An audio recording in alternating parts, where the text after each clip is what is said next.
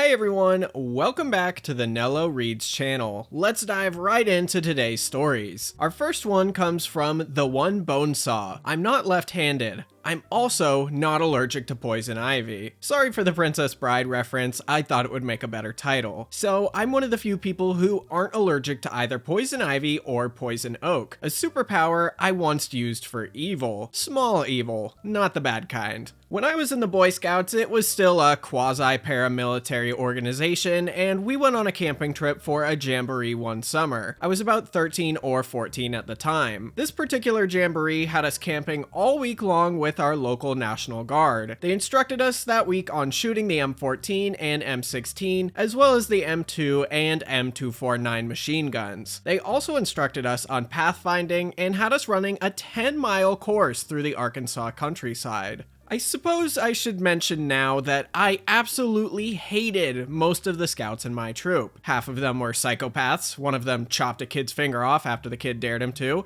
and the rest were a bunch of little entitled D-bags. So I really didn't have a single friend in the scouts. Ever. It's one of the reasons I eventually quit. Towards the end of the jamboree, shortly after I woke up on Saturday morning, our head scout, an Eagle Scout no less, whacked me in the forehead with the butt end of a knife that he was using to eat peanut butter directly from the jar. Why? I don't know. Just because I was there and he felt like it, I guess. Now, the day before, while we were doing some basic reconnoitering of our course, I happened upon a patch of poison ivy and noted its location on my pathfinding map. After the silverware incident, I honestly hadn't really thought of getting back at him or any of his other psychopathic scouts who thought me getting thumped in the head was, quote, funny. However, when it came time for me to take over on our pathfinding march, we were only a couple hundred yards from that patch of poison ivy I found the day before. I didn't know if anyone else knew it was there, but I had an opportunity, and if the Boy Scouts taught me anything, it was whenever an opportunity presented itself, you be a man and go for it. The best part was, because it was July, we were all wearing shorts. I marched us straight through that patch, and not one single scout identified it. They were completely, beautifully oblivious. I had the best night I had ever had on any camping trip in Scouts just a few short hours later, as I listened to the cries of every single scout in my troop as they went absolutely mad from the horrible pain and itching that poison ivy causes. And the cherry on top? Not one of us, nor any of the other troops, not even the National Guard guys, had even a single drop of calamine lotion. It was the most cathartic revenge I've ever experienced. After all of the BS and bullying I had put up with those little Lord of the Flies scouts, the sweet sounds of their suffering lulled me gently to sleep that night. We had to break camp immediately the next morning. Ah, dang it, I was just starting to have fun. I don't know what the National Guard guys had planned for that day, but I didn't care. I never wanted to go on that jamboree in the first place. I got home early on Sunday, and it was one of the best days ever as I happily returned to a wonderful shower, a clean bed, and our lovely, lovely air conditioning. Sort of an unrelated thought, but this story reminds me of just how prevalent things like poison ivy and quicksand were in kids' cartoons back in the day. They had me thinking like I'd have to dodge pits of quicksand all the time out in the wilderness, but I don't think I've encountered one even once. Back on topic, that's some cruel revenge, and I'm amazed that OP didn't get the blame pinned on him. But then again, nobody identified the ivy, so how could they even know to blame him? Our next story comes from It's Taco Tuesday, with their story, It's Taco Tuesday. I used to enter recipe competitions for fun as a bored housewife. I was good at finding them online. I had a system and knew what the promoters wanted, and I usually won. So, some guy starts some kind of health and fitness website and runs a recipe competition to promote it. I do the thing, a Buddha bowl if you're wondering, and as usual, I am announced the winner. Congrats, it's Taco Tuesday, you've won $1,000. It's usually not a cash prize, but okay, awesome. Except he never comes good with the money and just ghosts me instead. I decide to send over one last message and move on with my life. I can use the recipe and photo again since it was never published. He finally responds and he's hostile and he proceeds to threaten me with his goons, all like, I know people in Sydney who will heck you up. Oh, he thinks I'm in Sydney. And I tell him to just forget it. I already accepted I'd never see the money. I started Googling this guy and come to find out he's a complete twit. The proper gym bro tough guy with no social skills. I also discovered he's opening a taco era in Sydney. I infiltrated his Facebook friends list with a creeper account. I added a whole bunch of his friends and family first, so I'd show us having friends in common, and then I used my new position to gather intel. I made a Google account with his mother's name and photo, I'm really that creepy, and left reviews saying his tacos tasted like someone farted directly into my mouth. Then I made a glitter bomb, using a greeting card that opens landscape style with like a tissue paper pouch full of glitter glued to the insides, and sent it to him at his restaurant. I googled his email address and found his post on Gumtree looking for a chef. So I make a new email address and I'm like, I'm a friend of the most common Facebook friend's last name, family, and they mentioned you're opening a taco era. I'm moving to Sydney, I was a chef at my uncle's Mexican restaurant, and do you have any jobs available? You do? Oh, how exciting! Will you please give me a chance? Great, I look forward to working for you. Every day I had a credible excuse not to show and milked that until he was just about done with my crap. Then I left a message with an employee. I can't come into work today because Taco Guy didn't give It's Taco Tuesday her prize for the recipe competition he ran on his failed website, and then threatened her with violence. And then I waited for him to contact me. He was a little upset. And I confessed everything. All the little mind fricks and the petty crap, canceled orders, all of it. He told me he'd pay if I stopped. I declined the offer. I said I'd rather have $1,000 worth of fun at his expense. Maybe next time, don't threaten people with goons. I said I might not ever get bored of this, and the last thing I ever said, every time you have a bad day, you're going to wonder if I was somehow involved. Not gonna lie, that's just kind of scary. Like, I bet he regrets not just paying out that money really bad. This story, and many others I've covered in the past, show that you just don't mess with people's money.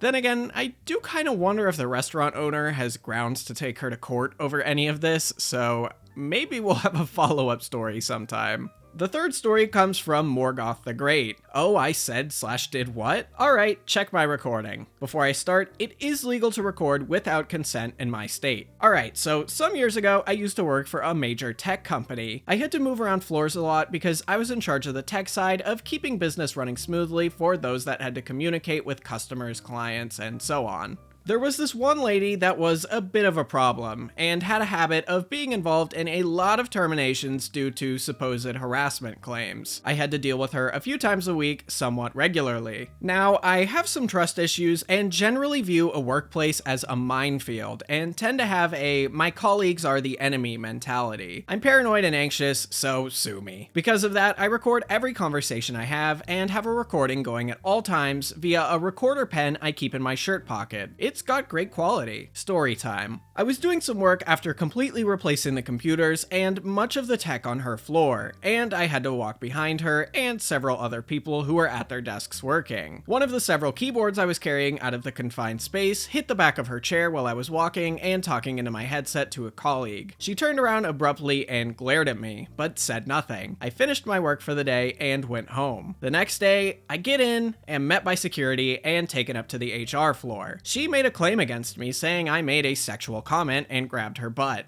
I was being terminated. After everything is said and I'm handed the paperwork, I pull out my laptop and quickly pull up the camera feed, which has no sound. They say, well, there is no audio to cover you, so? I say, well, actually, I record everything I say or do while working here. I then slowly pull up the recording for that day and have them listen to all of it. The lawyer in the room had the saltiest look I've ever seen. Well, they lost their grounds to terminate me, and I immediately filed an HR complaint and threatened to get legal involved. She was terminated a few days later, and around a week after that, they ended up going after her for embezzlement because they do a full investigation into somebody terminated and found she had been stealing company money through an expenses card. It was apparently a lot because sometime afterwards, she ended up doing time. It was a great experience, and it justifies viewing your coworkers as enemies and recording them. Also, never trust HR.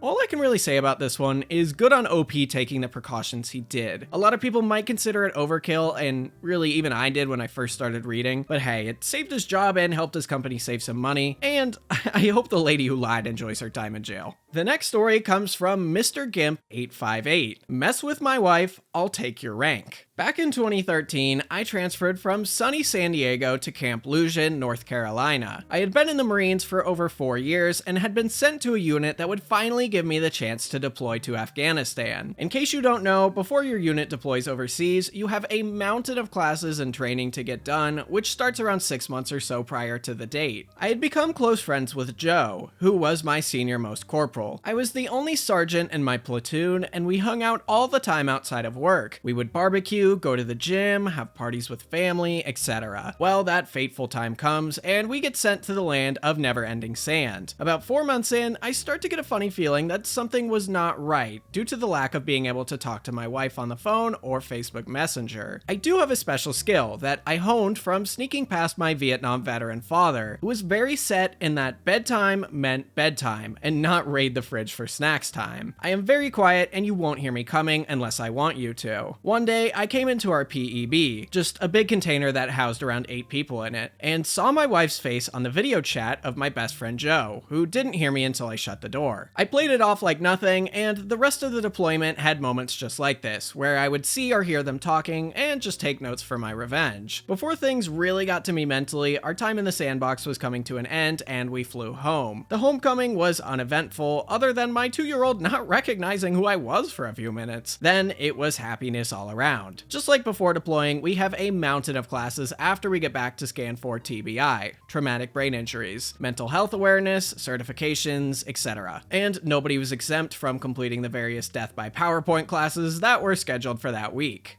Out of nowhere, Joe had random appointments almost every day, or something would come up where he would have to leave while everyone else was stuck all day at a class or at medical getting screened for everything under the sun. Do you ever have that feeling that your gut is telling you 100% that something is going on, but your brain is like, no, stop being paranoid? Well, that's what I was dealing with on a daily basis. I began to follow Joe a few days a week when he would leave work early or have to make a call. And sure enough, his car would be right outside my house every time.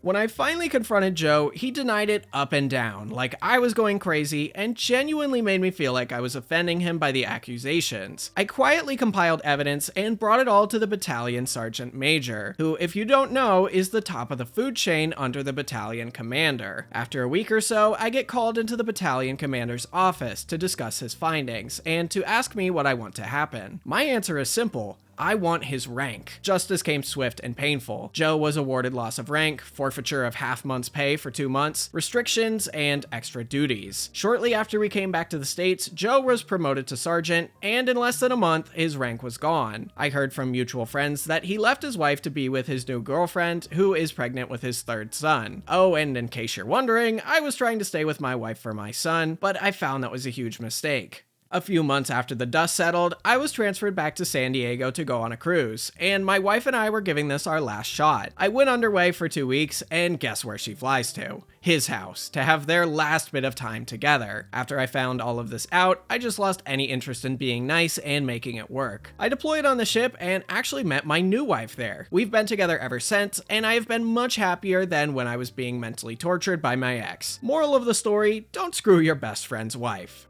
This story is just kind of sad, since nobody really wins in this scenario, but hey, I guess sometimes that's life, and at least there was sort of a happy ending for the most part. I hope you enjoyed today's stories, and feel free to check them out in the description below. I will see you in the next video.